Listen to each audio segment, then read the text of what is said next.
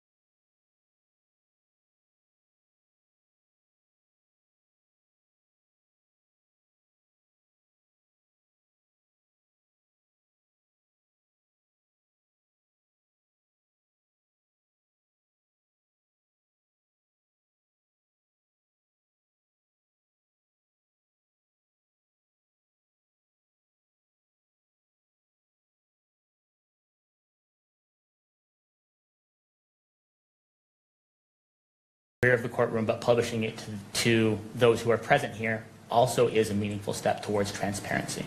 And to the extent that the court is not comfortable with placing something on the video feed, the media does believe that allowing the media representatives who are here and the members of the public who are here to view that, even if those watching on the live stream cannot, is a meaningful victory for transparency, and we of course support that. Thank you. All right. Your Honor, the state would like to be heard on the briefing, briefly. For? The briefing that was submitted last night. All right, so I want to address the motion filed by the attorney for the victim representative, and then we'll transition to that. I'm just trying to do it incrementally so we can get it all addressed. So in regards to that, and I appreciate the position of the parties, it is important for me to hear all sides. Article 1, Section 28 of the Utah Constitution recognizes important rights afforded to victims and victims' representatives, including the right to be treated with fairness, respect, and dignity, and the right to be acknowledges the concerns raised in the motion regarding transparency and the ability to meaningfully observe the evidence presented during this hearing. At the same time, the court has an independent obligation to manage these proceedings in a manner that safeguards the rights of all parties. That includes honoring the rights of victims and victims' representatives while preserving the defendant's constitutional rights, including the right to a fair and impartial process. The court has considered the request that exhibits be displayed in real time to the courtroom. After careful consideration, the court determines that not all exhibits will be visually displayed to the gallery, and notes that it will use a tiered method as described. First, whether it will be admitted to the court for consideration as it relates to probable cause. Second, whether it will be displayed only to the gallery. And third, if it will be published through the camera to the public at large. This ruling is not intended to diminish the significance of the victim's representative rights or concerns. Rather, it reflects the court's responsibility to regulate the presentation of evidence in a manner consistent with the integrity of the proceedings and the fair trial rights implicated in this manner. The manner in which evidence is displayed remains in the court's discretion. That discretion must be exercised in a manner that is appropriate and appropriately balances Mr. Robinson's constitutional rights, Ms. Kirk's rights as a victim representative, and the court's obligation to conduct the proceedings that are fair, orderly, and appropriately transparent. Transparency is an important principle, but it must be maintained in a manner consistent with the constitutional rights and protections afforded to all parties. The court does not make a blanket ruling as it relates to any exhibit, and as previously stated, each exhibit will be afforded its own due in weighing whether it shall be published to the courtroom or beyond or not. And that concludes the court's ruling on that motion. All right, counsel, the last matter as it relates to the briefing, I'll hear that, and there is a slight edit to, and I'm not sure when the state wishes to publish State's Exhibit 16. So turning to the state, do you wish to be heard about the motions filed last night prior to the publication of Exhibit 16? Again, it's your choice on how you move forward. I just want to see which order you want to go. We do want to be heard on the briefing from last night, and specifically about Exhibit 16. I'm understanding Your Honor has an additional edit to that. Is that correct? I do, and there might be value in hearing that, so that may or may not change your positions. So let me just put that on the record, okay, and then I'll hear from you. I just want to make sure you're able to be afforded everything. So as it relates to the edits, last night, I believe it was between 6 minutes and 57 seconds and 20 minutes and 29 seconds, which is not to be played. And then 32 minutes and 55 seconds to 35 minutes and 47 seconds, which is not to be played. And I believe that what I received reflects that. And is that the understanding of the parties? Yes. All right, the state has said yes to the defense. I'm not saying if you agree with it, I'm just saying does it reflect the timestamps? May I have a moment? Absolutely.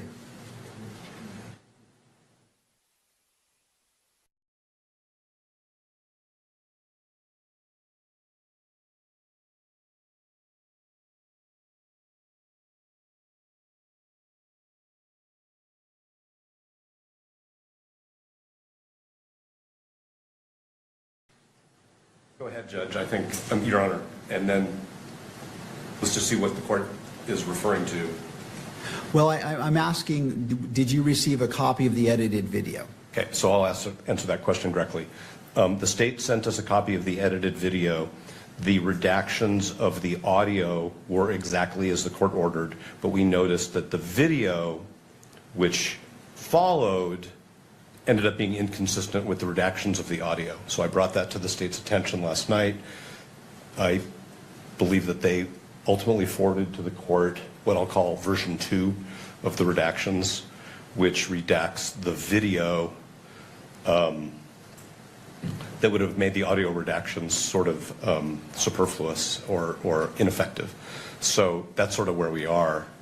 But we may be not communicating with each other about the same issue. I'm not sure. Well, okay, I just want to make sure that in regards to what was to be cut out comports with those timestamps I just gave. It does. Plus, the parties believe that additional video needed to be cut out to match the court's intentions with respect to the audio. Right, and this is where I'm going to next. Mr. Ballard? Yes, Your Honor. I think we're on the same page. We did, in conjunction with discussions with the defense, first of all, we prepared the redacted video as Your Honor ordered. Then after discussing with the defense, we prepared a second version that still maintained the audio redactions as the court ordered, but we took out the video portions that the defense brought to our attention. All right, and I didn't see that, but here in this is the court's own independent finding after spending significant time last night reviewing it. So I'm requesting a video-only redaction between 20 minutes and 29 seconds and 25 minutes and 23 seconds. And so what I looked at was what was on screen.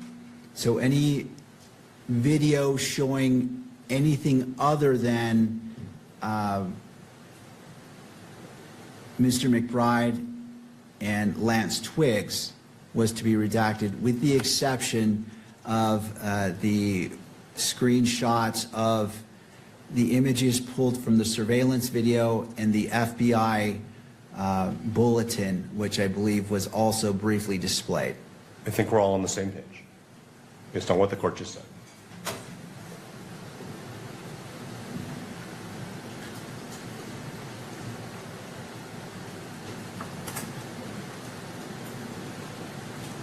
Your Honor, I think we have just a 1 second difference. Our timestamp is 25:22 of the additional edited version, but I think it still omits the video portion that we're discussing.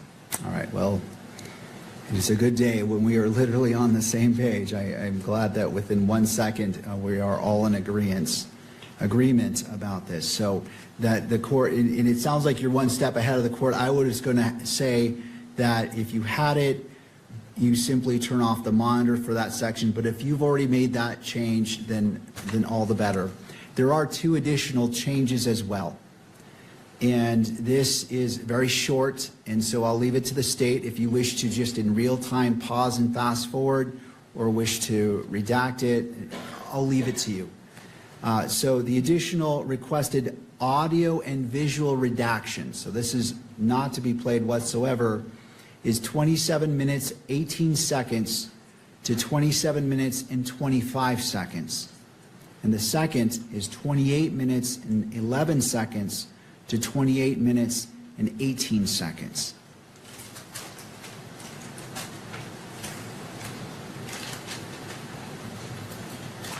Your Honor, just to make sure that we've got that correct, the additional redactions would be 27 minutes and 18 seconds to 27 minutes and 25 seconds. Correct for the first one. And then 28 minutes and 11 seconds to 28 minutes and 18 seconds. Yes. And Your Honor, while we're talking about additional redactions, let me approach.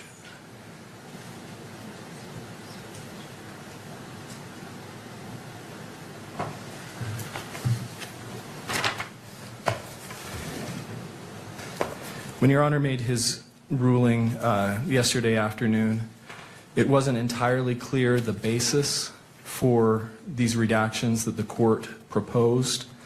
The state's understanding was that those additional redactions were based on the potential that the video 1102 would be showing duplicative evidence and would be displaying evidence that would be duplicative of future exhibits, and then also potentially a concern about admissions by the defendant.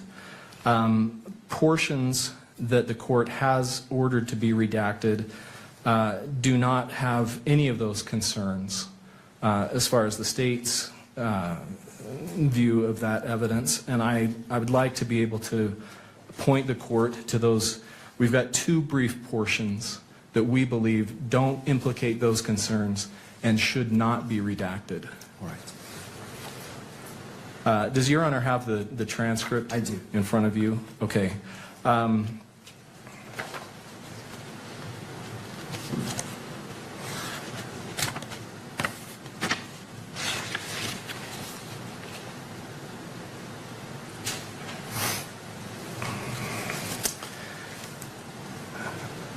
Well, first of all, at the very, very bottom of page 10, beginning with the words, "was he,"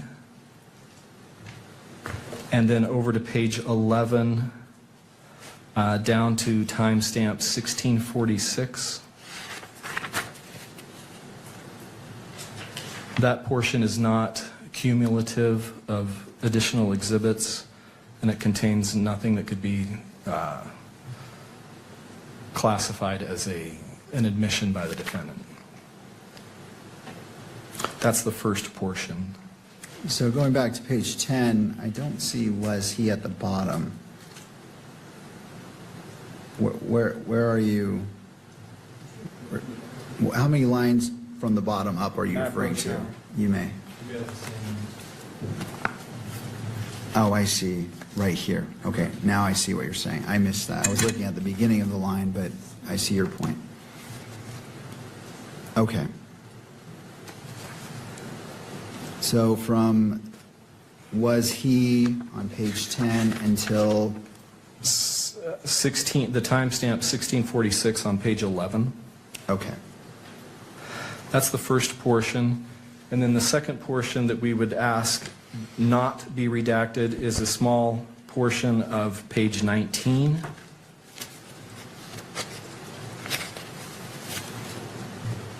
And it begins, let's see. It would be the fifth paragraph down, Mr. McBride stating "okay," and then ending at timestamp 3340. Again, that's not cumulative of any anticipated exhibit, and nor does it refer to any admission by the defendant. Thank you.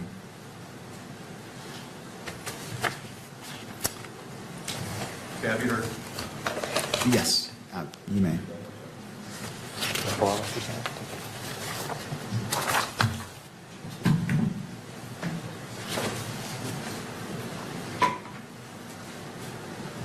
Thank you, Your Honor. With respect to the first of the two portions that Mr. Ballard referenced, I want to be totally transparent with the court, of course, that was not a section that we asked the government to agree to redact.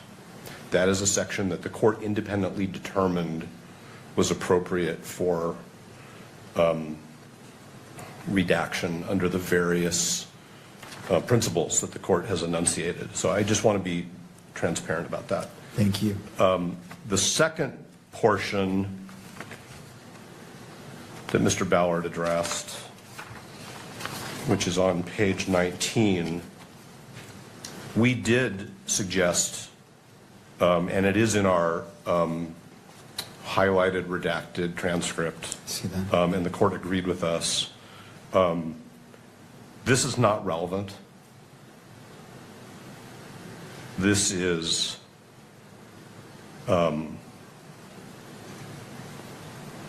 not admissible under 403. I don't understand how this questioning by Mr. McBride and the answers to these questions by Mr. Twiggs, and now I'm going to quote the Utah Rule of Evidence, has any tendency and reason to make a fact of consequence more or less true. That's the relevance question. So I understand that the court has said, I can make determinations of which portions of this transcript to rely upon, but from my perspective, what the state is asking the court to do is to broadcast a portion of the transcript which we are saying is not relevant, and to the extent it has any relevance, is significantly outweighed by undue prejudice. All right. I am not Mr. Twiggs' representative, but I think as a witness who has counsel,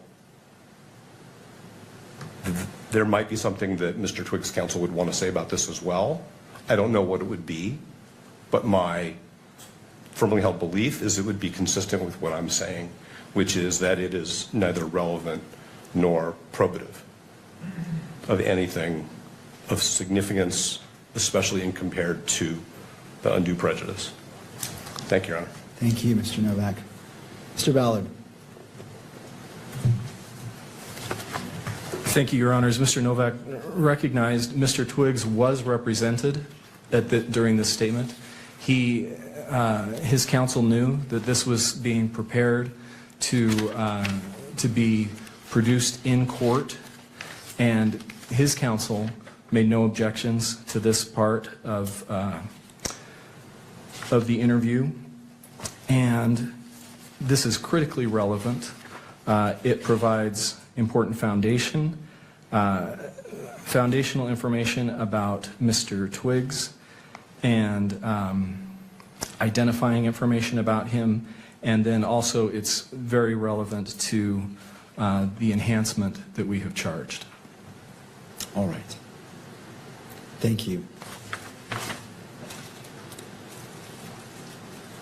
Anything further before the court rules on these two requests? All right. In reviewing the first section, again, citing to page 10, and I know it is, to anyone listening, this may not make sense when I'm saying page 10, but it's roughly just a few seconds after 1539 on the video, starting with was he, and ending at 1646 with the last word asking. After hearing and considering what has been argued, the court agrees that this, in applying a balancing test and as it relates to transparency, to ensure the court is taking a very narrow approach in what is or is not published to the public, that this is permissible. It doesn't run afoul of the issues that the court addressed previously, that the court is trying to avoid by publishing portions. And in addition to that, independently of the court's decision-making, it appears that the parties also agree as it relates to the first requested edit to unredact or to allow in. So I am ruling that that may be played and published through all mediums in the courtroom and via video. Turning to the second section, this is page 19. It is roughly right after 3327, going to just before 3340.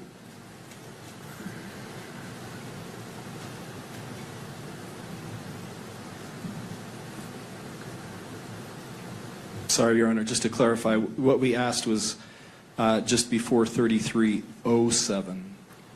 3307? Correct. Yeah. Yes.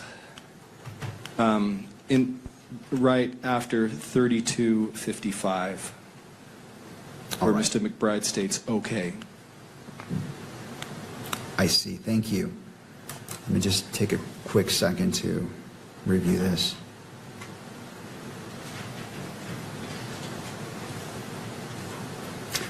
In relation to that request from right after 3255, starting with OK, is that the spot you're talking about, Mr. Ballard? Yes, Your Honor. All right. And specifically to 3327, the court stands by its original ruling. That is not, there are several reasons why the court, the court's ruling isn't whether it's relevant or not. It's whether it should be published or not. And again, as previously stated, the entirety of Exhibit 16, the court is receiving without any redactions or edits. The court is considering it as it weighs probable cause. However, for publication, the court finds that the requested section from roughly after 3255, starting with OK, ending at 3327, is the court finds that there are interests served by not publishing this to the courtroom or to be broadcast. I note and I recognize Mr. Novak's statement as it relates to what Mr. Twiggs' counsel may or may not assert, but the court finds independently that this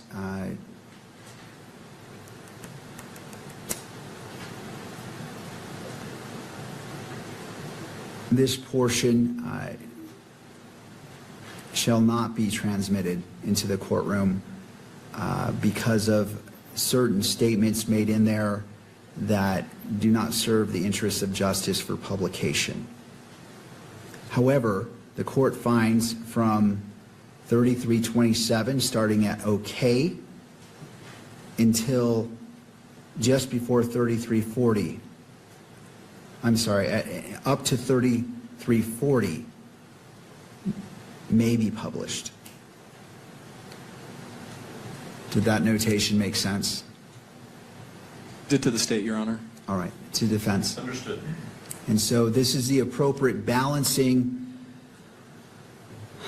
of being transparent while at the same time maintaining the constitutional rights or balancing the constitutional rights of all parties and what is appropriate for publication. And this may be published not only to the gallery but to the media as well, that goes beyond the gallery itself. All right. Anything further on State's Exhibit 16? Not from the state, Your Honor. Thank you. All right. And I note defense is nodding their head as well and not indicating any more is needed to be discussed at this point. All right. I think we've put State's Exhibit 16, we've addressed it. Turning to the state.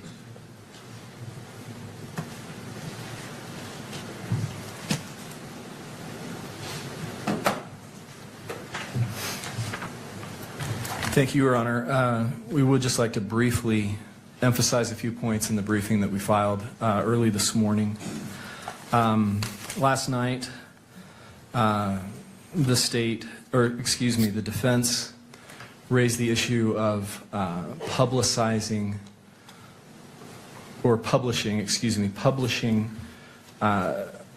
admissions by the defendant or confessions. They cited to one sentence from the United States Supreme Court opinion in Estes versus Texas that relies on the Rideau versus Louisiana case. And that one sentence in Estes has no precedential value on the issue that's before the court today. Estes cited to the dissenting opinion in Rideau, which is very curious because that dissenting opinion, Rideau was a change of venue case, and what the dissenting opinion held is that the court properly refused to change venue in that case, even though the defendant's confession had been televised multiple times. So it's puzzling that that's what the Estes court would rely on as supposedly constructing some kind of rule about publishing a defendant's admissions. In addition to that, Estes has no analysis of that point from Rideau. Again, it's just one sentence, and Estes itself was a case about televising a trial. It wasn't about pretrial publicity of a defendant's admission or confession. And as we noted in the brief, expressly overruled Estes. It's limited that case to its very narrow facts. So it's difficult to see what precedential value that one sentence from Rideau could have on this issue before the court. Even if it could have some applicability here, the circumstances in Rideau are starkly different from the circumstances here, the statements, the types of statements from defendant that we're talking about. In Rideau, what the police did was orchestrated a recording of an uncounseled, unmirandized police interrogation. The police recorded that interrogation. It was leading questions. Immediately, it was the police that immediately released that recording to the press, who then publicized and televised that. The defendant confessing to police, answering the police's questions. That's not the types of statements that we're dealing with in this case. What we're dealing with are statements that defendant voluntarily made to close friends and associates of him and his roommate.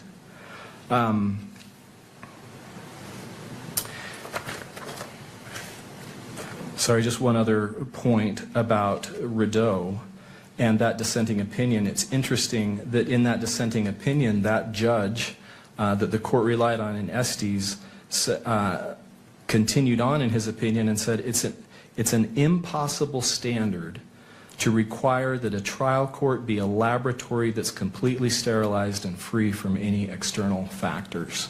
So again, it's hard to see how Rideau has any precedential value, and even if it did, the circumstances are completely different than from the types of statements that we're dealing with here. The state has also cited to several other courts that have easily distinguished Rideau and have made it clear that there is no blanket ban on publishing, especially just in court, a defendant's voluntary admissions.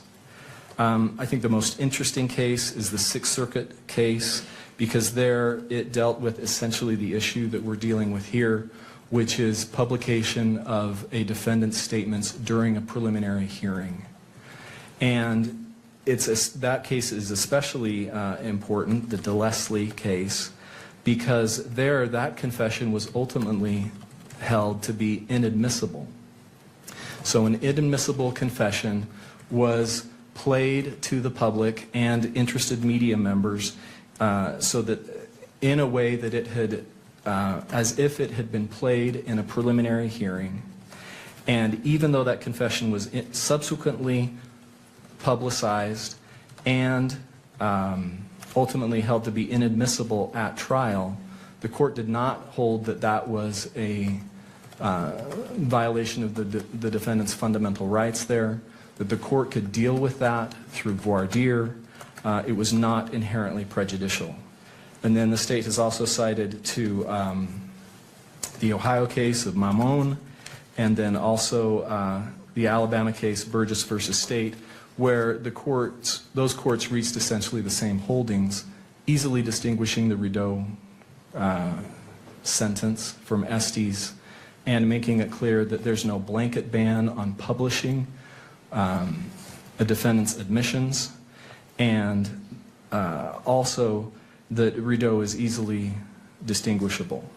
And the court, because the court can deal with those pretrial publicity issues in the way that we've discussed several times already through the tools that the court has available in selecting the jury.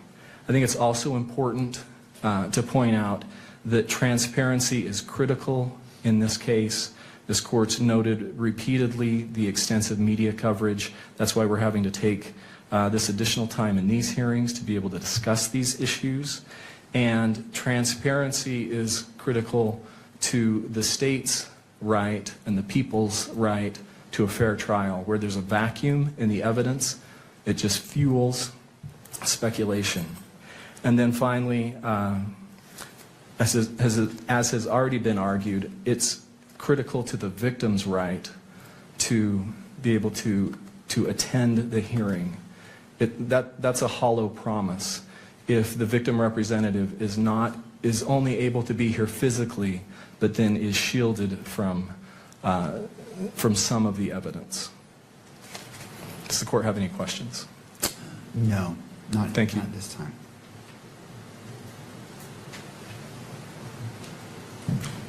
Mr. Novak. Thank you, Your Honor. The parallel between Mr. Robinson's case and the Rideau case is this. Mr. Rideau's confession was televised by an act of the state. It wasn't a confession broadcast through a courtroom. It was a confession made to law enforcement and then broadcast by action of the state. And that's what gives rise to the constitutional problem, which is its state action, which violated Mr.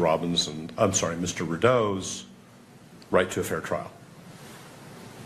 This court has granted the media's request to electronically publish this entire proceeding. That's state action. And the state has supported the media's request over Mr. Robinson's objection. So that is also state action. So that's the parallel. If there were no cameras in this courtroom, we would not have a problem. And in fact, Ms. Kirk's attorney's briefing seeks a remedy which has nothing to do with the cameras in the courtroom. What Ms. Kirk's counsel seeks is the opportunity for people in the courtroom to see the evidence. So the state is going even further than Ms. Kirk's counsel. The state wants to publish what it calls confessions in the same way, essentially, that the state published Mr. Rideau's confession. Now, the only other thing I want to talk about is that Mr. Ballard's correct that the blanket rule that there is unrebuttable prejudice that's stated in Rideau. We could talk about why dissenting judges say, oh my God, the court has established a rule and I don't like it. That's what's going on there. But it was in the Skilling case, Supreme Court decision in 2010, where the court said, yes, we really are going to let judges decide whether potential juror exposure to pretrial publicity makes them unable to serve. But there is an extreme case. That's not my language. That's the Supreme Court's language in Skilling. There are extreme cases of pretrial publicity where prejudice is going to be presumed. And So that's obviously about what has to be proven in terms of the prejudice. But when it's an extreme case, what the Supreme Court is saying in Skilling is there's a presumption. And I believe that this court has already made findings over the last 9 months that this is an extreme case with respect to the quantum of pretrial publicity, the way in which it's being monitored by the public, the speed with which these proceedings, even this week, are being dissected and broadcast through all of the technology channels that we have. So it's our view that this is the extreme case that the Supreme Court talked about in Skilling. We wouldn't have any state action giving rise to this problem if we didn't have cameras in the courtroom. And that's why we think that Exhibits 16.1, 16.2, and 16.3 need to be managed in the way we've asserted. Thank you, Your Honor. Thank you. Mr. Ballard. Thank you, Your Honor. Just briefly, Mr. Novak's misrepresented the state's position. We're not going beyond what the victim representative has asked for. As we made clear in our briefing this morning, that we filed this morning, we are asking that these exhibits, unredacted, be published in the courtroom. Not electronically, but they be published in the courtroom. It's not the camera in the courtroom that's the problem. The issue here is the public's right. This is a public hearing. The court's ruled that it's a public hearing. Kearns Tribune recognizes that preliminary hearings are public. And the public that is here in this courtroom should be able to see the exhibits that are admitted and that the court is going to rely on. And that is even more important to the victim representative's right to be able to be present and to observe these proceedings. Thank you. All right, counsel. Your Honor, if I may, I'll be brief. I want to begin by saying thank you to both the parties, to the state, to the defense, to the court. Today, the time that's being taken today and the nimbleness that's required to talk about things like a transcript in open court is a challenge. I recognize that it presents difficulties and that it takes time. And I want to begin by thanking both the parties and the court for taking the time to do that. It's important to the public, and I appreciate the court doing that. I know the public does as well. The only thing that I want to say with respect to this question about admissions or confessions is something that I hope will help the court. The court is looking at Rideau. It's looking at Estes. These cases from 50 or 60 years ago in a different media environment under the United States Supreme Court. I want to urge the court to do what the court has done before, and that's to look at Algier. This is a 2011 Utah Supreme Court case. It's obviously in the wake of Rideau. It's obviously in the wake of Estes. It's here in this state, unanimous Utah Supreme Court, upholding a decision made by Judge McCleve below in a case that has striking parallels to this one. In the Algier case, there was a murder trial. The court received a letter, a notarized letter from an inmate saying the defendant in this case has confessed to me. Told me that he was involved in the shooting, gave me details of it, threatened me and my family if I did that. I want the court to know that. That was provisionally sealed for many of the same reasons that the court could conceivably consider keeping some of this information from the public. The court did a two-step analysis. It began by trying to determine whether or not there was a presumptive right of access to that document. The answer is yes. There is a presumptive right of access to this proceeding as well. Like Mr. Ballard just said, because this is a preliminary hearing, there's a presumptive right of access for the public. The second question was simply whether there's some kind of balancing that should be done. Notably, in paragraph 17 of that Algier case, it stressed something that we have said over and over again, which is much of the information that would be revealed through that letter had already become public at that point.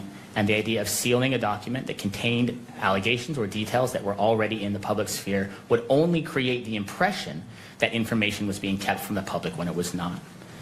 We stress what we did yesterday, that as we understand it, much of the information that is now under consideration for the court is already in the public sphere. The right case to analyze this under is Algier. Algier would dictate in this case that the court recognized there's a presumptive right of access to this material, and that the presumption, the balancing test that would be needed to overcome that presumption of access has not been satisfied here, particularly because so much of that information is already in the public sphere. That must be an animating factor here, and we ask the court for that reason to grant access, both publication to the courtroom and, in our view, publication on the cameras as well. But we again do recognize that that middle step is a meaningful one, and if the court were to decide that that information be shared in the courtroom but not on the general feed, we would recognize that as well as a meaningful step towards transparency in this case.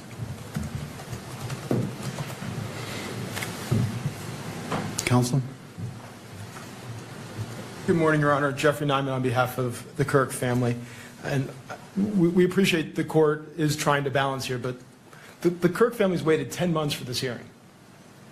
And they have a right to be here, and they have a right to hear the evidence. They have a right to see and feel what's going on in this courtroom, just like, and they want to understand, Judge, what you were viewing. They want to see the evidence. And we understand you have to balance, but at a minimum, this courtroom needs to be open for the evidence to be displayed openly in this courtroom, for them to see it. The Utah Constitution gives them the right to be here, and to be here and not to see the evidence, what's the point of being here? We ask you to let the evidence be seen in the courtroom, please. Thank you for your time. Thank you, counsel. Anything further as it relates to exhibits 16.1, 16.2, and 16.3 as it relates to what's been briefed or any other arguments? I just want to make sure it has all been received before the court issues its ruling. No, thank you. Not from the state, Your Honor. Thank you. All right. And just to be clear, as it relates to the state's request, 16. So under the three factors, or the three levels: admission to the court, publication to the gallery, and then publication beyond the gallery. What is the request for each of these exhibits? We are asking.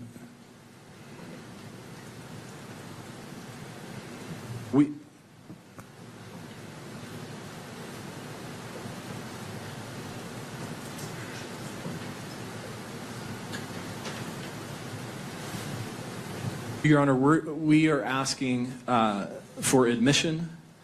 We are asking for publication within the courtroom, but not publication electronically on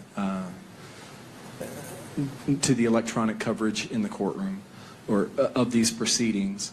We do want to make clear that once the exhibit is admitted, that the witness will be reading from portions of the exhibit, but again, we're not asking that that be displayed in any way so that those outside the courtroom could capture that and reproduce it. Thank you. Just the court just wants to.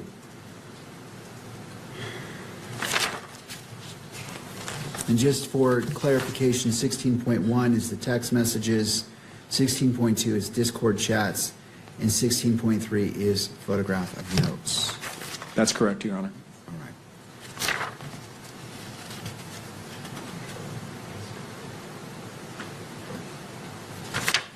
And finally, and this hasn't really been addressed by any party, but it is a factor the court's weighing, how much of 16.1 has been published to the public prior to these proceedings? And this is open to all if you wish to weigh in. I just want to make sure that that's clear, because that wasn't really addressed in the briefing, and it's a factor. So I want to make sure that that issue has been presented by the parties, if you choose to.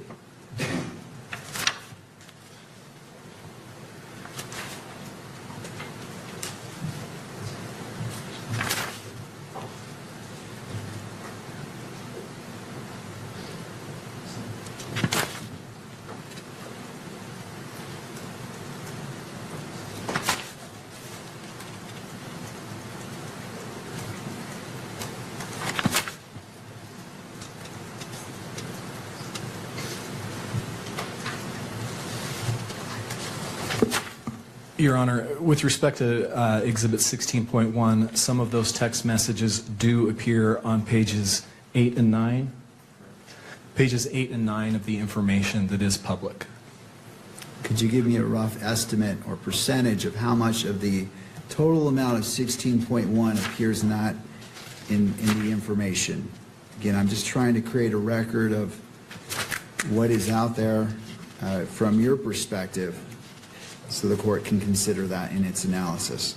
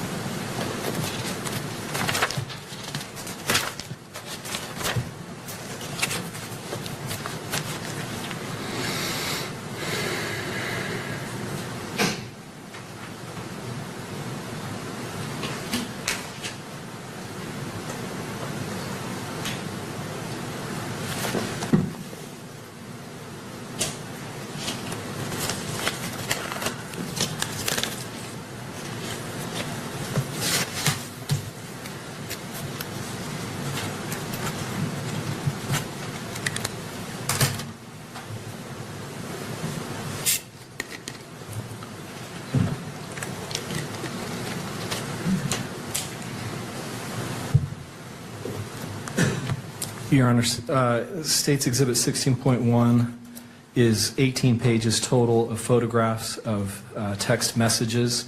It's approximately 5.5 pages of those 18 pages that are reproduced in the information. Thank you for your patience. Thank you, Mr. Ballard. I appreciate you doing that on the fly. Anything further from any party?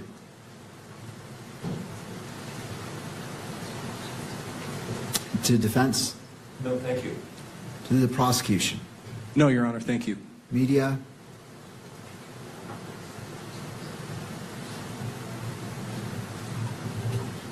I'll just point out for the court that in addition to the text messages, I believe, I haven't seen the other exhibits, but I believe that at least the note itself, which is another one of the exhibits is also described in the information. Thank you.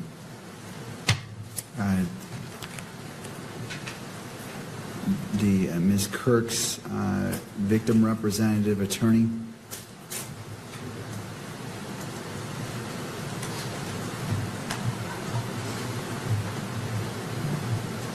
This has not been easy, as you can imagine. And I think the family deserves to see the evidence that's been gathered in this investigation. They deserve to know what happened to Charlie. So we urge the court to please, again, display the evidence here in the courtroom. Thank you. Thank you to all parties. I appreciate the diligence and hard work that you've put in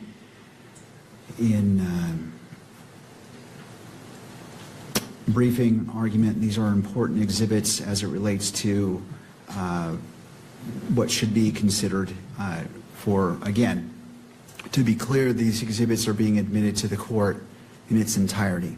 The question before the court is publication within the courtroom and beyond the courtroom.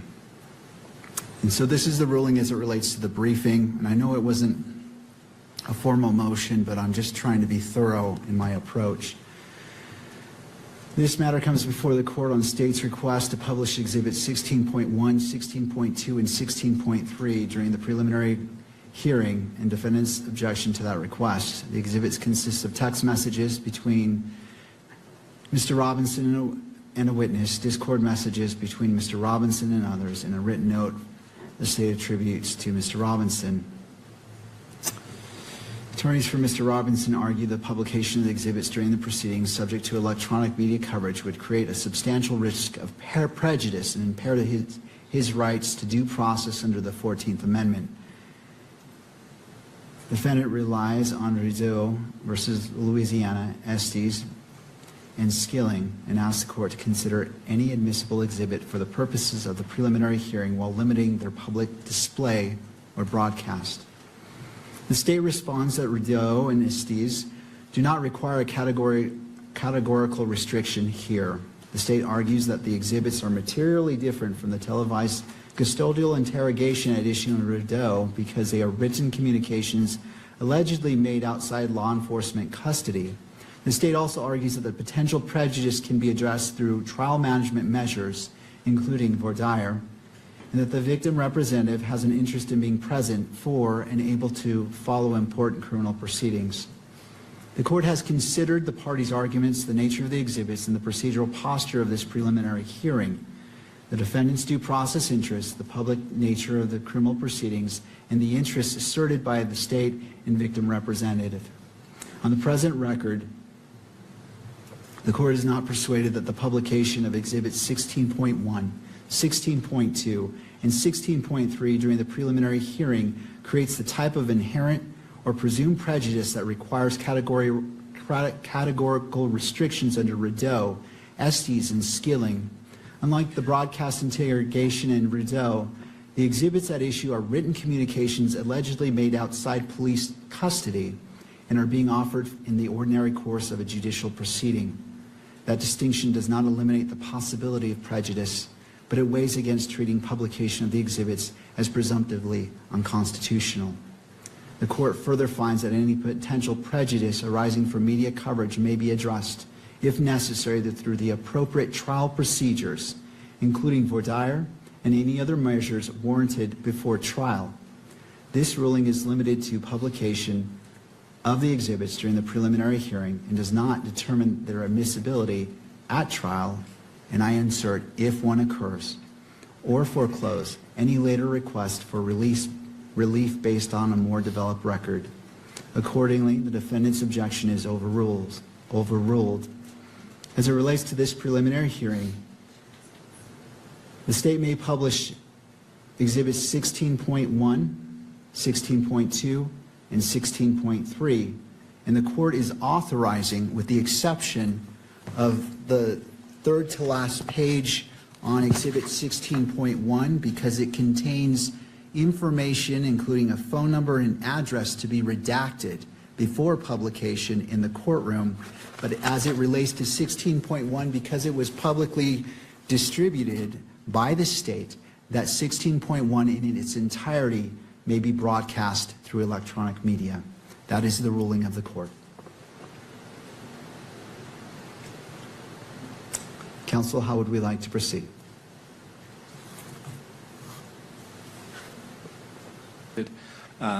That needed to be redacted in 16.1, so we have redacted that portion. We believe that the best way to proceed now is we have the edited video ready that comports with the additional edits that the court has ordered. We propose that we take a break so that we can show that to the defense, make sure we're on the same page, and then we anticipate coming back and playing Exhibit 16. All right. Okay. All right. I appreciate the caution being exercised by all parties. We'll take a 15-minute break, come back at 10:50. Court is in a brief recess.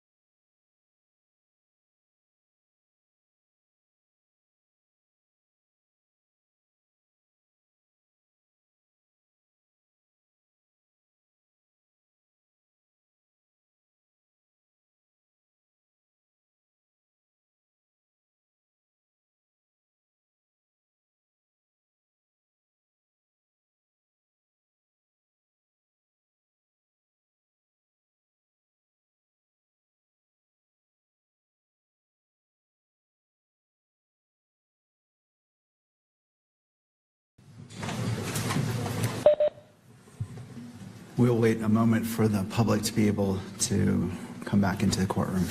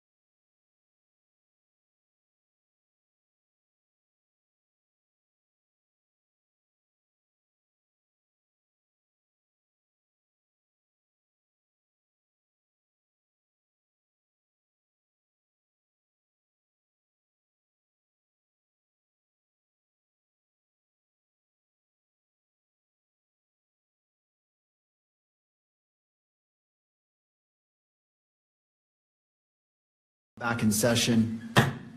Welcome back. Turning to the state.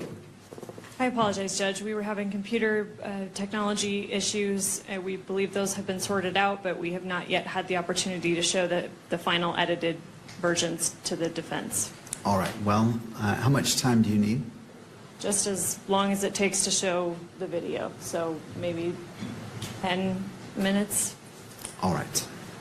Well, we'll go into, well, I want to make sure sufficient time is done to do that. I'm sorry, I didn't realize that we were at this point. We'll be in recess for 10 more minutes. So by 11:05 approximately. That should work, and also we can inform the bailiff as soon as we're done if it's ahead of that time. All right. So, ladies and gentlemen, I apologize. I thought we were ready to proceed. I want to be respectful of everyone's time, but all at the same time keep this hearing moving forward. So, court is in a brief recess.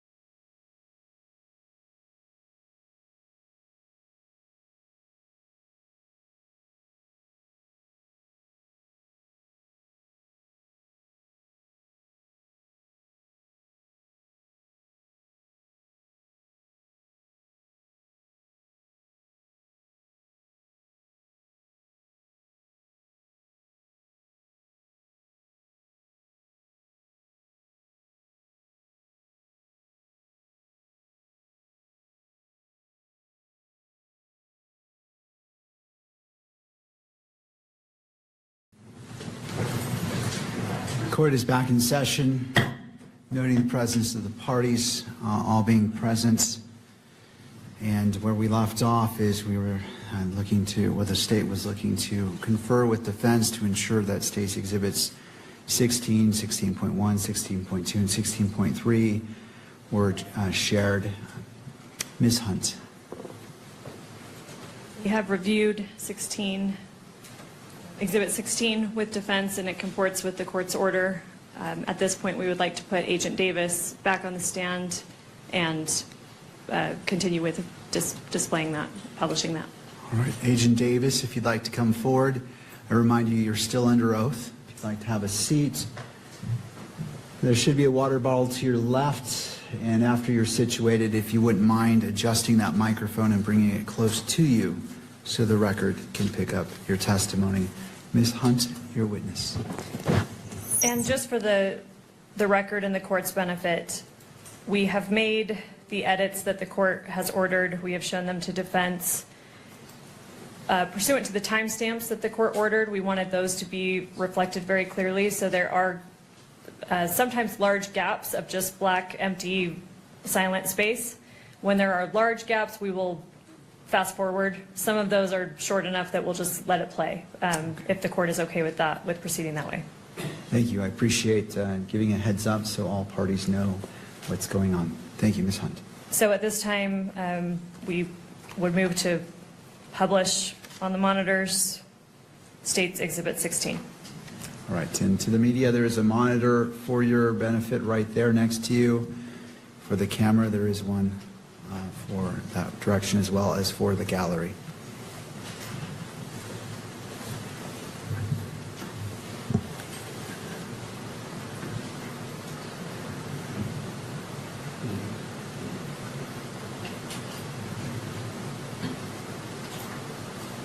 This meeting is to use your statement here instead of your testimony at a preliminary hearing. Understand that? Mm-hmm. Okay, so in order to do that, I need to place you under oath and also give you an admonition about false statements, okay? First, you do solemnly swear or affirm that the evidence you shall give in this issue shall be the truth, the whole truth, and nothing but the truth, so help you God? Yes. I also need to notify you that you are notified that statements you are about to make may be presented to a magistrate or a judge in lieu of your sworn testimony at a preliminary examination. Any false statement you make and that you do not believe to be true may subject you to criminal punishment as a Class A misdemeanor. You understand that? Yes. It potentially could be used as for punishment as a higher offense as obstruction of justice. In addition, I just want to make sure that our recording here is clear that you've also been given a federal agreement and a state agreement granting you immunity from prosecution for materials that you discuss now. Do you understand that? Mm-hmm. Okay. First, we're going to cover some of the things that you've already talked about, but to make it as part of this record. First, what's your name? Full name with middle name or just first and last? First and last is fine. Okay, my name is Lance Twiggs. And do you know Tyler Robinson? Yes, I do. Well, yeah, I do. And this is the same Tyler Robinson that's been charged with the shooting of Charlie Kirk? Yes. And would you say when you first met Tyler? I think it was 2023. I've known him longer than that, though. That was, I think, the first time I met him in person. Okay.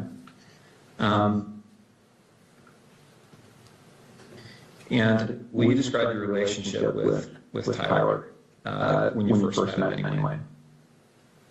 When I first met him, I didn't know him super well. He was just a new roommate, so I knew he knew my friend group, and I knew he liked playing games, but that's about it when we first, when he first moved in. Okay. Before we go on, I realized my mic was muted at the outset. Would yours on, your microphone? No. Okay. I'm going to repeat those admonitions just to make sure we got it recorded. Okay, so again, I placed you under oath. Just to make a record, I'm going to do it again. You do solemnly swear that the evidence you shall give in this issue shall be the truth, the whole truth, and nothing but the truth, so help you God? Yes. And again, I'm going to give you the false statement admonition. Sorry, hold on. If they're saying that it's echoing, so I think this one's mic is on. Okay, sorry. Okay, you know I'll mute my mic. That's fine. Okay. Okay, so we should be good. All right.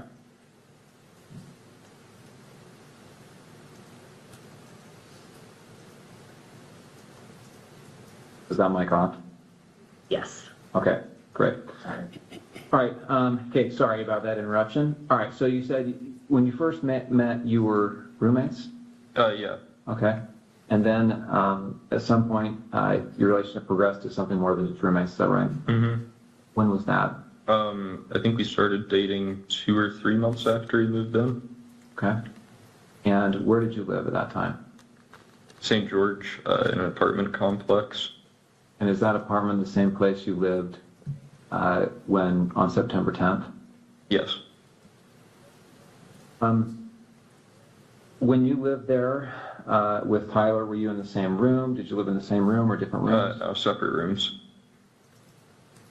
And at that time, let's say September of 2025, what were you doing with your life? Were you working, school? I was working. I was doing like bathtub and shower repair and stuff in new construction. Okay. How about Tyler? I think he was both working. I think he was working for an electrician company then, and he was also in a trade school for being I don't know, higher ranking electrician. I'm not sure how the trade system works for that. Okay. But yeah, I think he was both. What was his typical work day like? I think he'd leave around 7 generally and get back around 3 to 4, depending on where the job was and how long it was for the day. And then on certain days of the week during school, semesters, he would then later in the day, I think around 5 or 6, go to school. Okay. So, yeah. Okay. Let's jump to September 10th. Did he spend the night in the apartment the night of September 9th into September 10th? Into September 10th. Yeah, he did. Yes. Do you know when he left the apartment on September 10th? I don't know an exact time. I just know he left early. I heard him leaving, and he just said he had a long drive to work that day, so he was leaving early. Okay, so early. Any guess as to what when that was? I don't know. I would have thought it was 5 a.m. because that's when an early work day was for him, but it was probably more like 4. Okay. I'm gonna have him spit out his gum just to make sure that I can do that. you're right in front of your laptop. Oh, here you go. Thank you.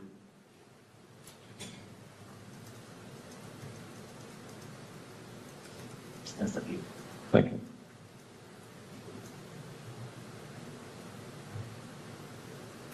All right, so what time did you get up on September 10th? Probably 12 to 1 p.m. You didn't have to work that day? No. And did you hear from Tyler? Did he call or text you before then? No, he sent that message in the group chat I mentioned, but he didn't message me directly at all that day. Okay. When did you first hear from him on September 10th? It was at 11 o'clock with that automated message. Okay, 11 p.m. Yeah.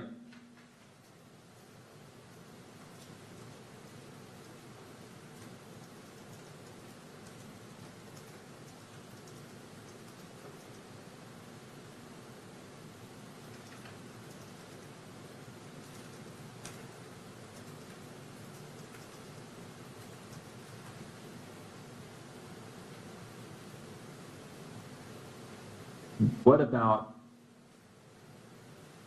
he asks you here, remember how I was engraving bullets? Was he engraving bullets before this?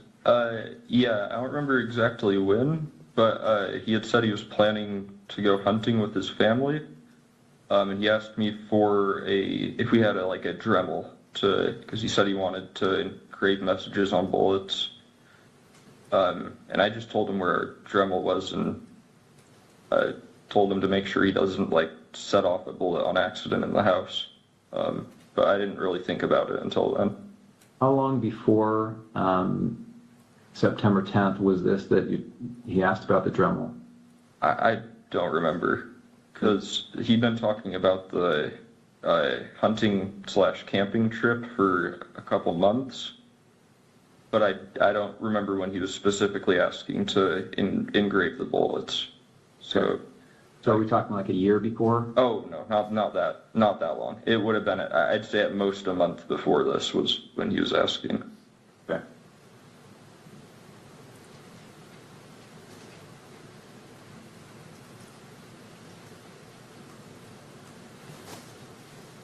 Okay. All right. You talked about the note that he left. I want to bring this up, and I should say that these text messages that we've been looking at here are Bates number 54. Okay, the notes have been titled 16.3 with a note, and this is Bates number 58. Do you recognize that on the screen there? Yeah. What do you recognize it as?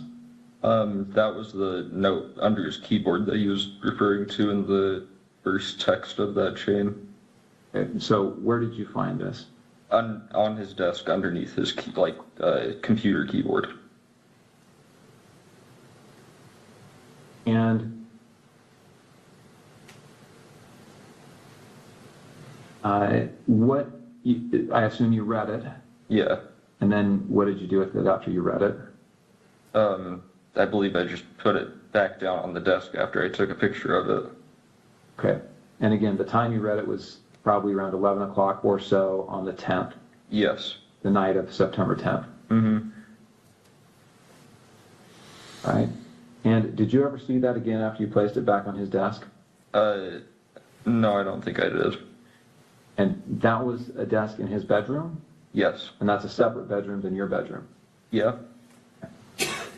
And now I want to go to what's been titled 16.2. And do you recognize this series of messages here?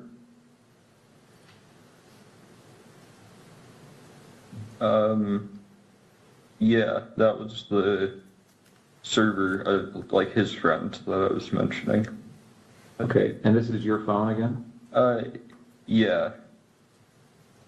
And I'm assuming you recognize it because the big crack up at the top. Mm-hmm. And so this is a server. Is this Discord? Yeah, this is Discord. And who are members of this server? I don't want names, just generally. Who are these people? This is his friend group. They play D&D together every week. Okay. And I just want to scroll through this to make sure that you get a chance to take a look at it. Ready to go to the next page? Mm-hmm. Yes.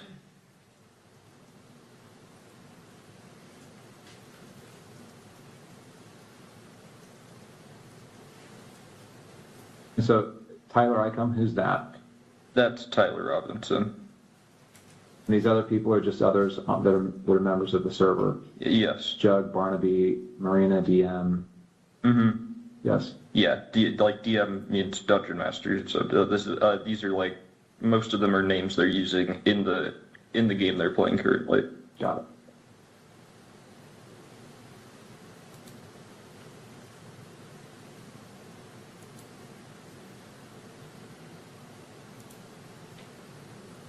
Yeah, it looks like the last text from Tyler looks like it's 8 p.m. And do you know what day this would have been? 8 p.m. on the 10th or the 11th? I would think that would be the 11th. Because at least I think so, because I don't think on the 10th that he messaged anyone before me at like 11. So. And he turned himself in on the 11th, right? I thought so, yeah. Okay. So again, we're just going to go through this so that we have a record of the messages.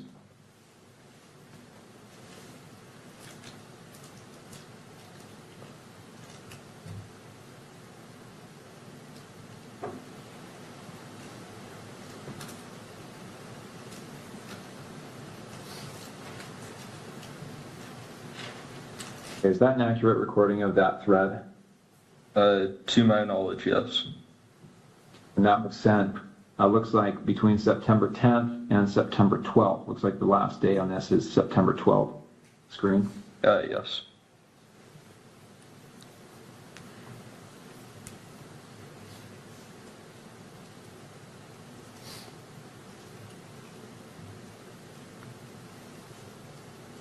Okay.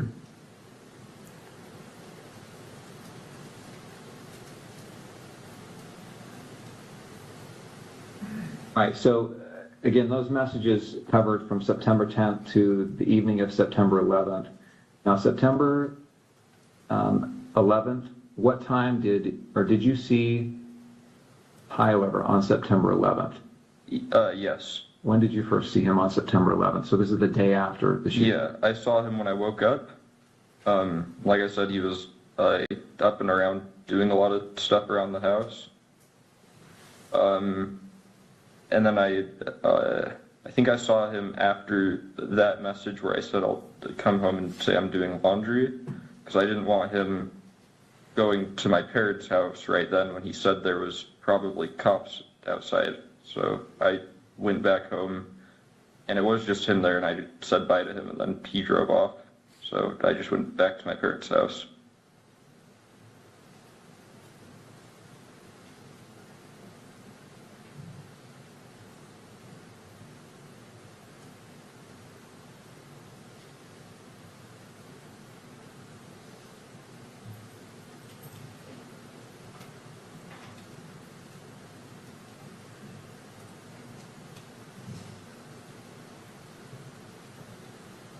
So he acted erratically.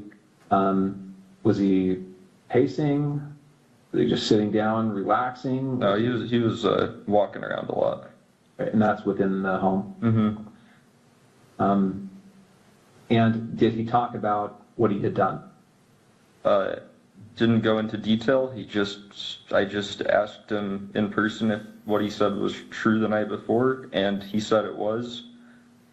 He started crying a little bit and said he wishes he hadn't done it, and then kept going around and just doing stuff, I think, to keep himself busy or distracted or something. Okay. Did he talk about what he was going to do next? And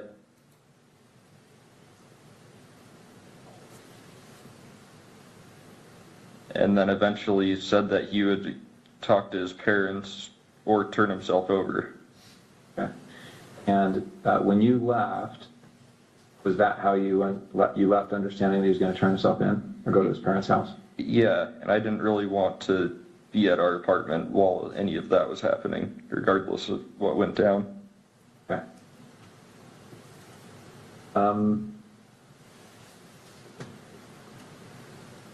Okay, before he came home, had you seen the press releases, any of the media on this? I'd seen one Instagram link a friend of mine had sent in our group chat, Okay. but I hadn't really looked into it at all.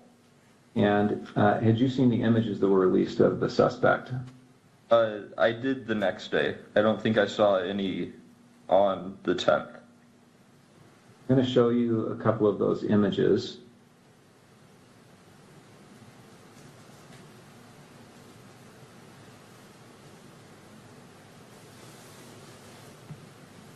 Okay, I'm on the FBI's website. You can see the URL there at the top.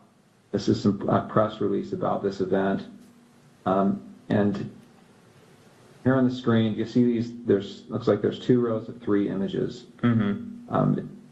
Do you recognize the person in these images? I wouldn't say it with 100% certainty just because of camera quality, but that looks like him in terms of the shoes he's wearing, the sunglasses. I don't think I'd specifically seen him wearing that hat, but he was usually wearing a hat, and then jeans. So it definitely, especially the bottom, the last 2, definitely do look like him. Oh, they do look like Tyler Robinson. And you talked about that with your friends, right? This looks like him. Yeah, his friends. Yeah, I don't know if I don't remember if I talked about it with any of my friends. And then since I didn't have my phone after that for a while, and I still am not using social media, I don't know on my friends' end. Okay. All right, I want to back up a little bit now. We've talked about September 10th, but let me get a little bit of context here. So, did you game with Tyler?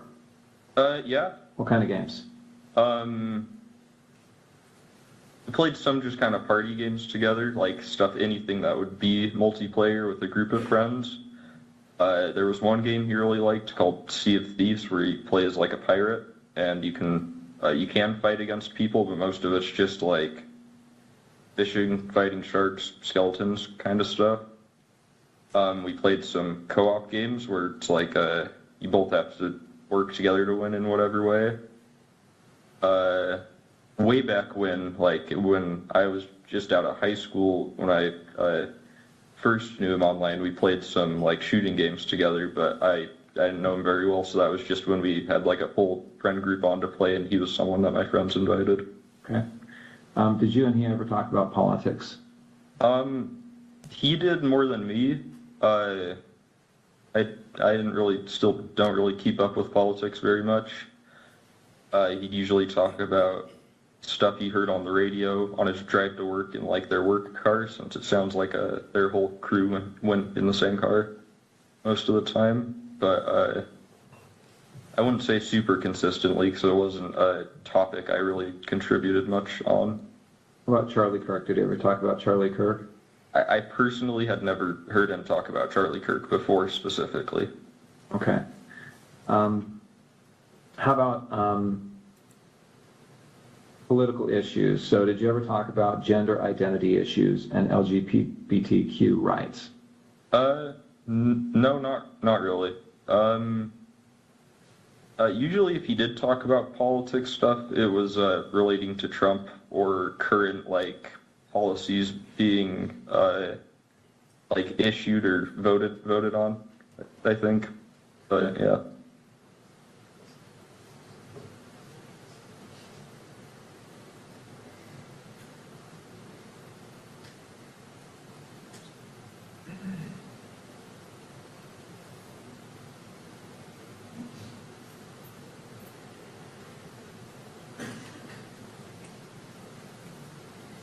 Okay, so before that you have been? For a short time, yes. Okay. And I understand you're going by Luna at some point? To some people, yeah, but not as an overall thing.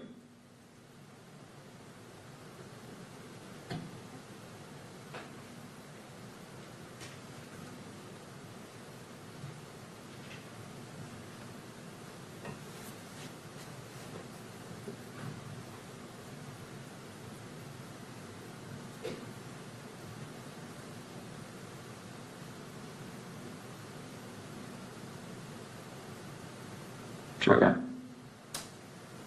Okay. I think that's all the questions I have for this portion. Let me check and see if I've missed anything.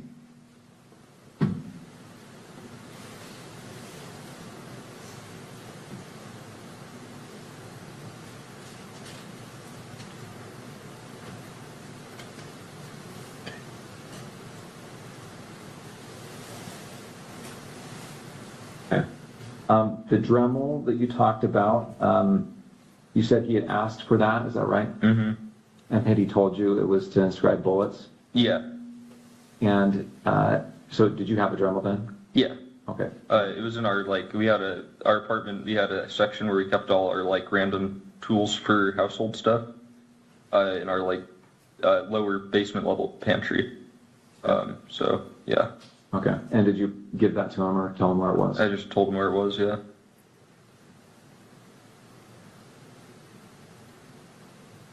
Okay, I'm going to go ahead and end the recording for the 1102 purposes.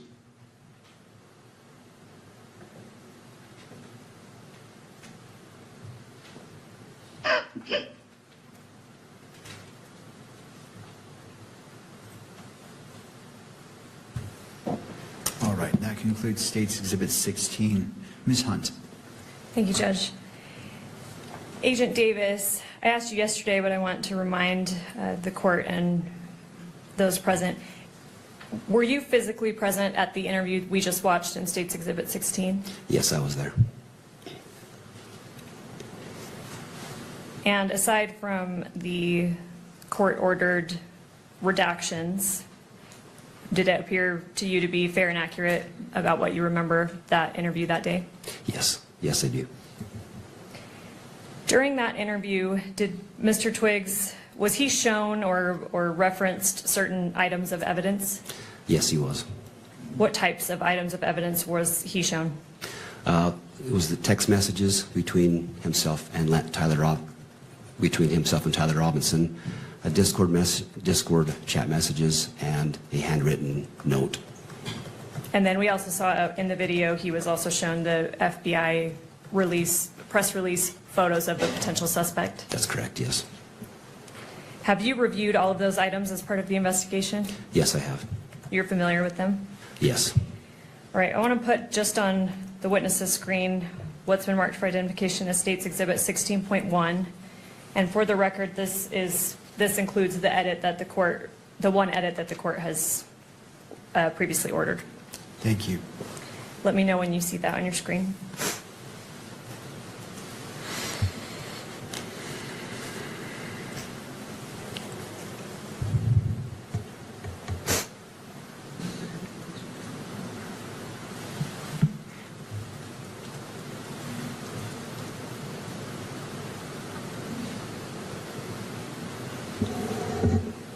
I see it. I see it now.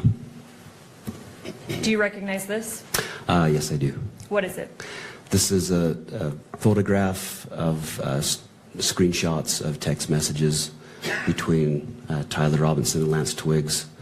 This is a photograph of Lance's phone. So sorry, you said photograph, you also said screenshot. Can you differentiate or clarify there? Yes, sorry. These are photographs directly from Lance's phone. How do you know that? In Lance's first interview, he's showing the FBI agents these text messages, describes them to the agents, and at that time his phone was photographed.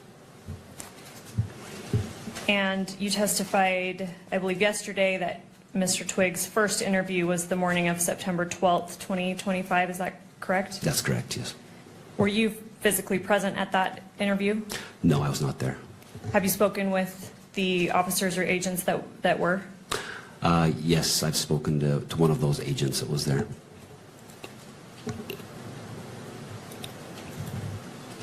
And you stated that first September 12th interview of Mr. Twiggs was recorded? Yes, audio, video recorded. Have you reviewed that recording? Yes, I have. So you stated that we're looking in State's Exhibit 16.1 at a picture of Mr. Twiggs' phone. Yes. Do you know who took these photos?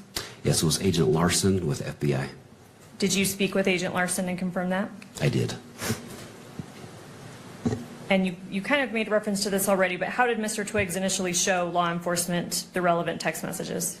Yeah, during that first interview on September 12th, he physically, he shows them the phone and then allows them to photograph the phone.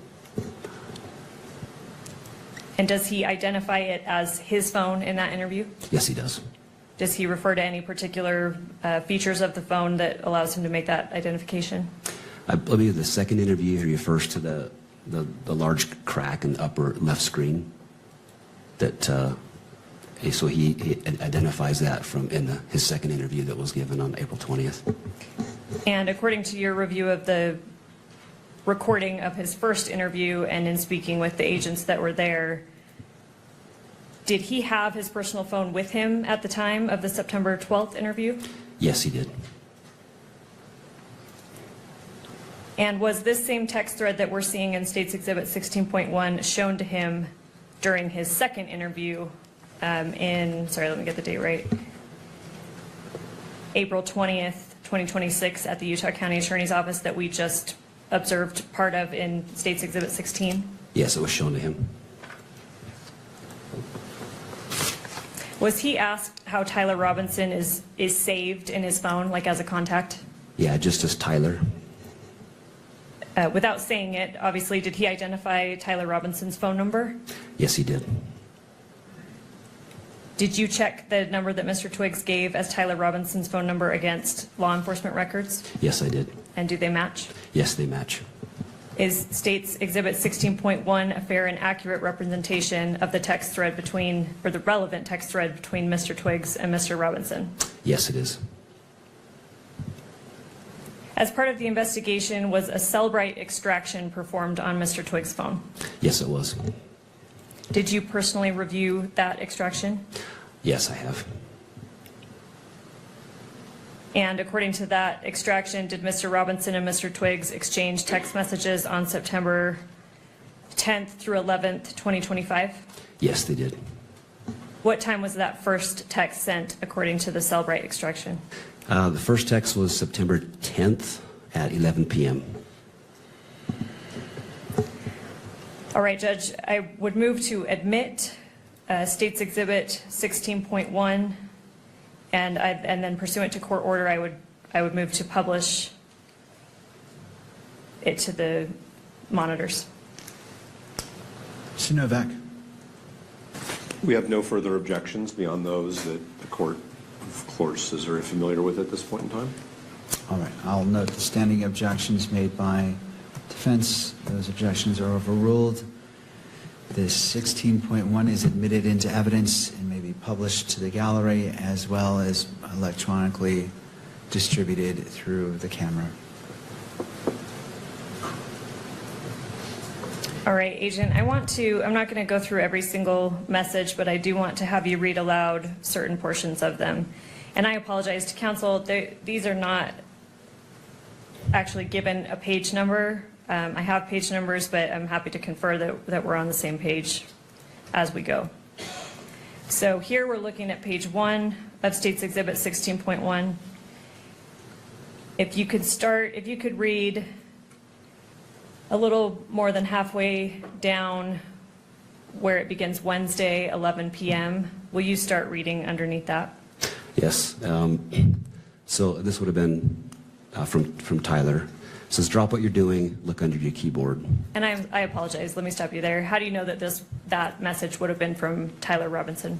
That's just, so any of the messages in gray would be from Tyler, and the messages in blue would be from Lance. It's just the way the iPhone distinguishes the messages. And also Lance in his interview also acknowledges that, who was saying what. And up at the top, who do we see that this thread is between? Tyler.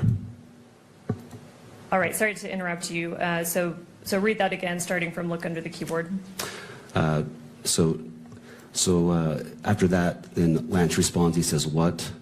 And then he says, you're joking, right? And then Tyler says, fuck, I tried to delete that. If we could scroll down to page 2. And if you can continue reading along. Okay. And then Tyler says, I'm still okay, my love, but I'm stuck in Orem for a little while longer yet. Shouldn't be long until I can come home, but gotta grab my rifle still.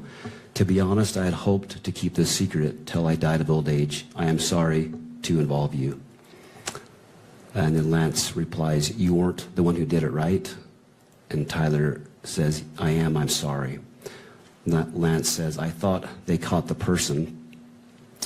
And then Tyler says, no, they grabbed some crazy old dude and interrogated someone in similar clothing. I had planned to grab my rifle from the drop point shortly after, but most of that side of town got locked down. It's quiet, almost enough to get out, but there's one vehicle lingering. We could scroll down to page 3. Continue reading. And Lance says, why? And Tyler says, why did I do it? And Lance says, yeah. Tyler says, I had enough of his hatred. Some hate can't be negotiated out. If I'm able to grab my rifle unseen, I will have left no evidence. Going to attempt to retrieve it again. Hopefully they have moved on. I haven't seen anything in the news about them finding it. We'll update you shortly, we'll update you by midnight. And then Lance says, all right, stay safe. How long have you been planning this? Scroll down a little bit, please, Kimberly.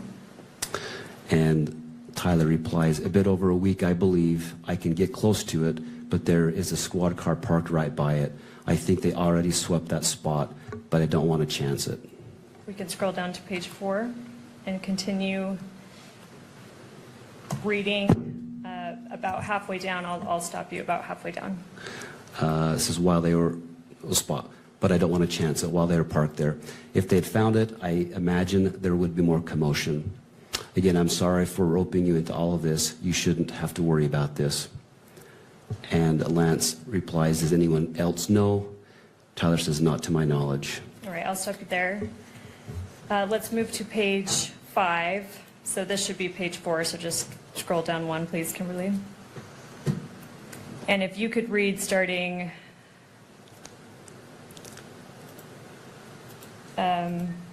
sorry, Kimberly, scroll a bit more down. If you could read, I don't know, about a 1/3 of the way up that starts with guess. Okay. Tyler says, guess I'm just sitting in my car watching reels for another hour, hoping this guy fucks off. And continue. And Lance says, are you okay still? And Tyler says, yes, check and spot again now. Will. Sorry, now we're on page 6. Continue reading. We'll update soon. He continues, the squad car was moved further away enough that I should be able to move in. I backed off because I thought I heard footsteps, maybe a foot patrol, but the crickets here are so fucking loud. Gonna see if the road closer to campus is open so I can drive past and check shit out. Probably still closed off though. Getting worried, hard to know for sure, but I'm not finding my rifle. Could be in the wrong spot. Lance says, do you think they found it? And Tyler says, dunno, they haven't published anything if they have. And then Lance says, why did you leave it behind? Oh, sorry, Kimberly, if you could scroll down. Originally. Also, does it have a serial number? We could scroll to page 7. And I'll continue reading. I'll stop you on this page in a little bit. Okay. So Tyler continues, IDEK, if I had a serial number, but it wouldn't trace to me, I worry about prints. I had to leave it in a bush where I changed outfits, didn't have the ability or time to bring it with. And stop there, please. And then if we could go to the next page, page 8. And if you could start at the top. Okay, so Lance says, was your change of clothes there or was that also gone? Or did you bring those with you originally? Anyway, you could replace the gun or would he notice? And then Tyler says, only thing I left was the rifle wrapped in a towel. I'll bet that canine sniffed it out. Little snitching bastard.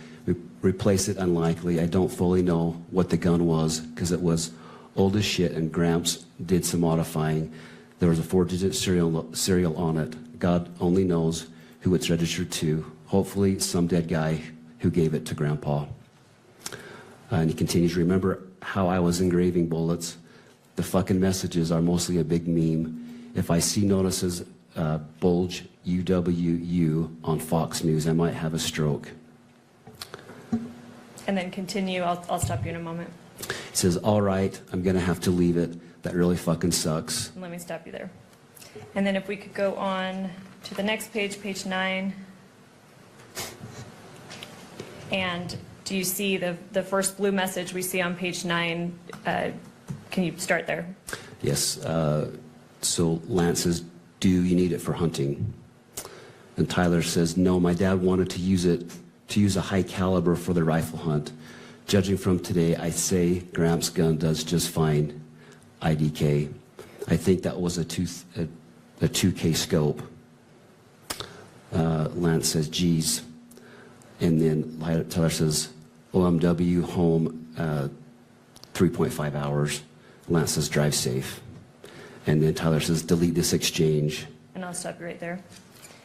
And then, sorry, we're on page 9. If we can scroll to page 15.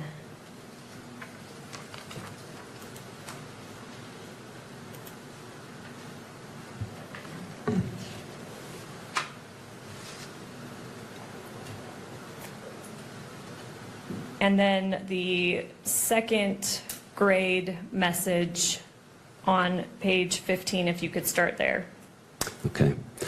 So this is Tyler. I'm going to turn myself in willingly. One of my neighbors here is a deputy for the sheriff. We hope to keep things sort of quiet here. And then I'll stop you there. Okay. And we can remove the exhibit from the screen. Thank you, Kimberly.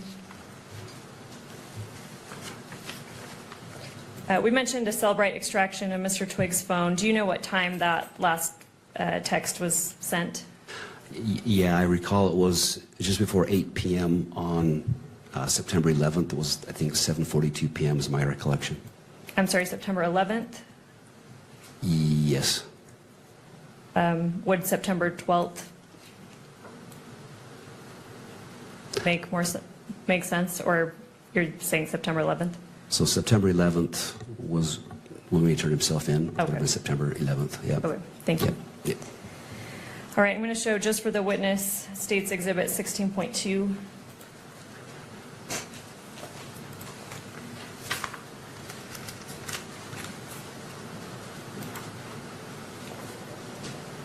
Let me know when you see that. Okay, I see it. Do you recognize this? I do. Yep. What is it? This is just more photos of Lance's phone.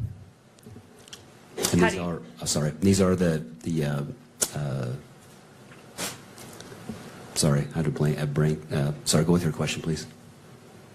I'm just asking what it is. So you said it's a photo of Lance's phone. Do you know if that's from the same time period as the exhibit we just looked at? Yes. And what is it of? These are the Discord messages of that Lance had talked about. How do you know that? So Lance, in the first interview with FBI, shows the phone. The photos are taken by Agent Larson, and then these images are shown to Lance during a second interview, and he confirms that these are those same messages, and this is photos of Lance's phone. You mentioned an Agent Larson took the photos. Do you know if he's the same agent that took the photos of this exhibit, 16.2? Yes, same agent. And you spoke with him to confirm that? Yes, I did. Are you aware if Mr. Twiggs is actually part of this Discord thread? Yes, he is a part of it.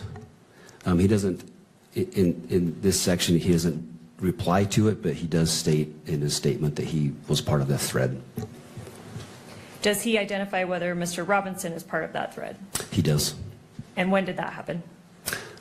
He identifies that in his first interview with the two FBI agents, and then he again confirms that in his second interview. Did Mr. Twiggs say what username on Discord Mr. Robinson used, at least with respect to this thread? Yes, it's the Tyler/Icum, IKUM. And is Exhibit 16.2 a fair and accurate representation of that Discord thread? Yes, it is. Did law enforcement send, as part of your investigation, did law enforcement send a subpoena to Discord? Yes, they did. Were these messages recovered via that subpoena? They were. Did you review that? Yes, I did. And in State's Exhibit 16.2 that is before you, when is the first message from Tyler sent? 7:57 p.m. And it says yesterday. Do you have any knowledge of what day that would have been? Yes, this would have been September 11th.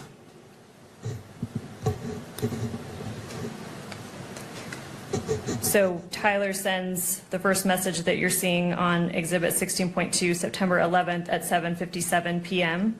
Yes, that's correct. You testified earlier that Mr. Robinson arrived at the Washington County Sheriff's Office approximately at 9 p.m. Is that right? Yes, that's correct. And although you weren't physically present there yet because you were flying down, how do you know that he arrived approximately around 9 p.m.? Just based on the police reports I reviewed and then go back and look at the video and such.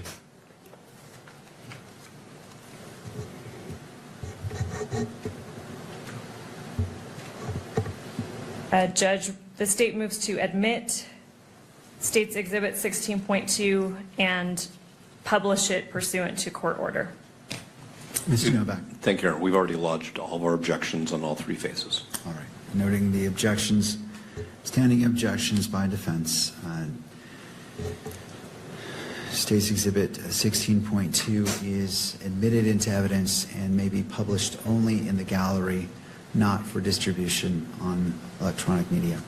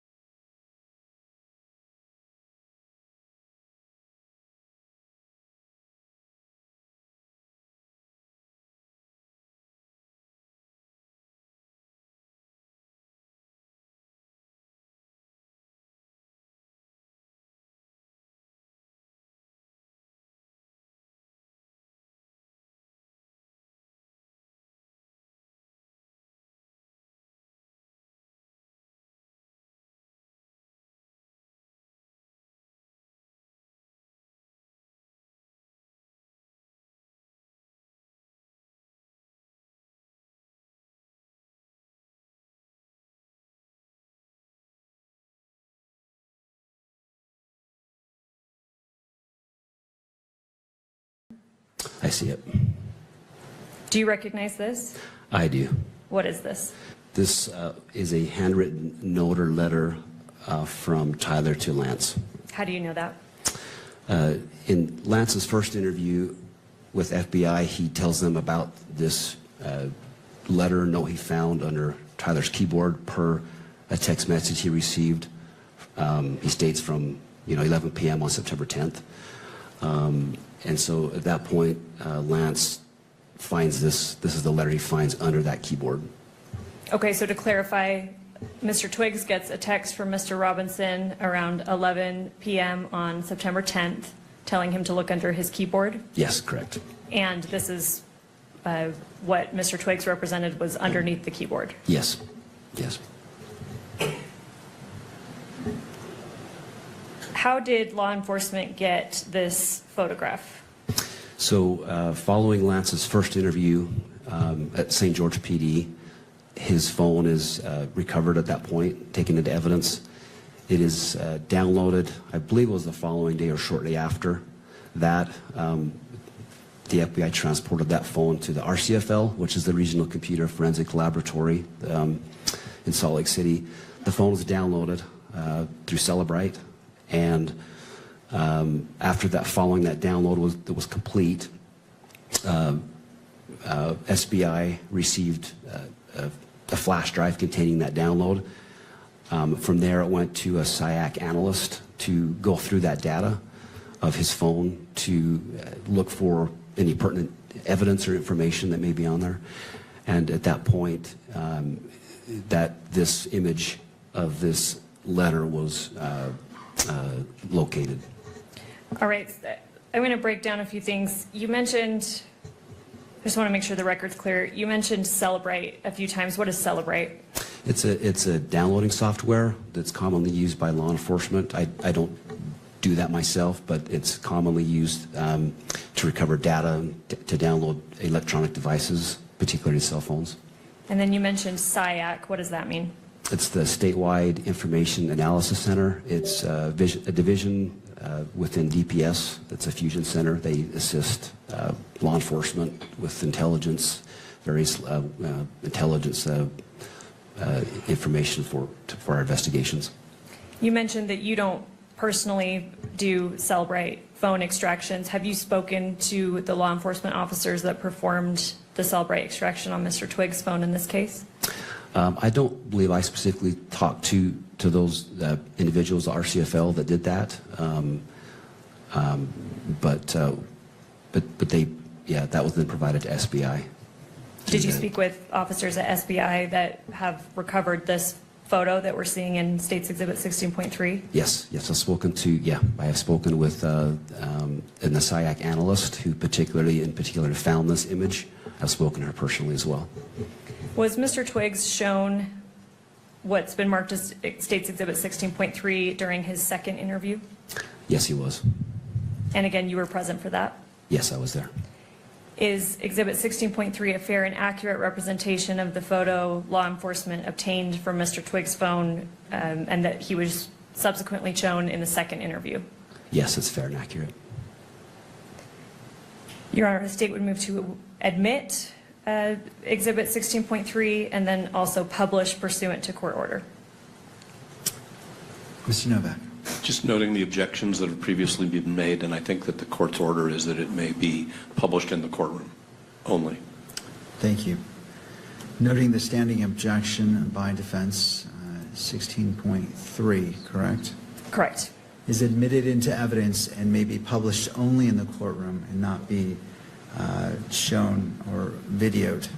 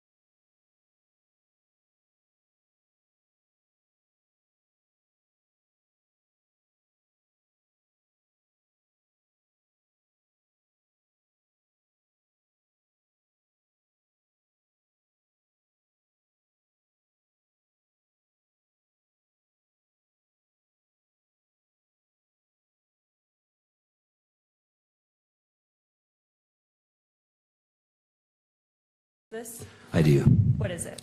These are the images that the FBI released to the public. It would have been on September 11th when those were released. And this was, those were those images that went public of the suspected EVU shooting suspect. How do you know that? I've viewed the FBI's website, and I recall seeing these images released on September 11th. Does State's Exhibit 16.4, is that a fair and accurate representation of what you reviewed from the FBI and that the FBI released? Yes, it is. The state moves to admit Exhibit 16.4 and publish according to court order. Mr. Novak. No further objections, thank you. All right, noting the standing objection by defense, overruling that objection, State's Exhibit 16.4 is admitted into evidence and may be published in the courtroom. And again, in the Discord,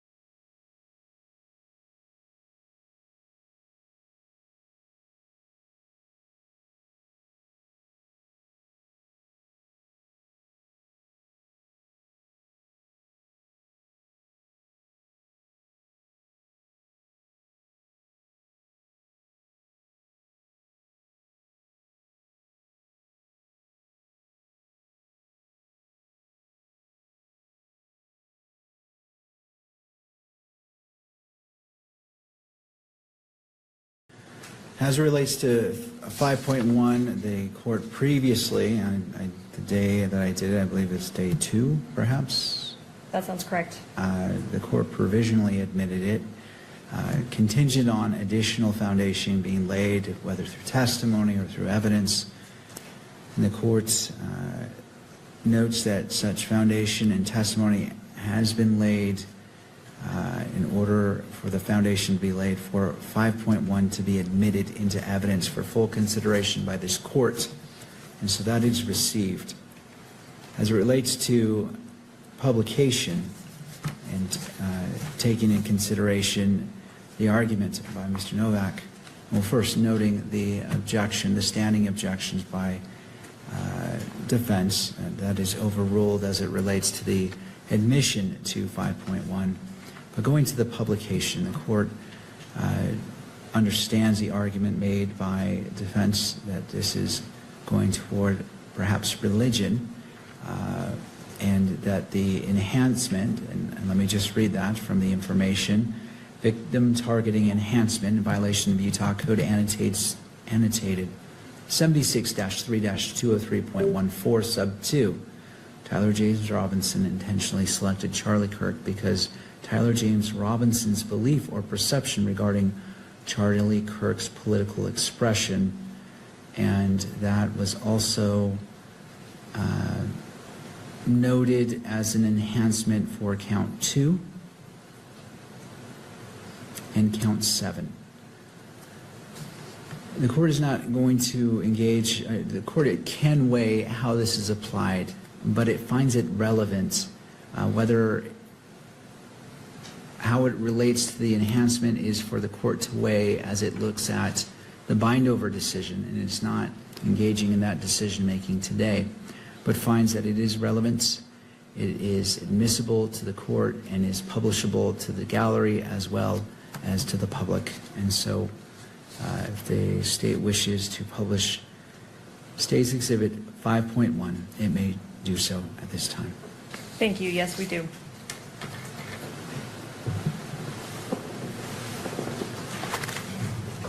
And Kimberly, I don't know if we want to use the same kind of slow scrolling. Thank you.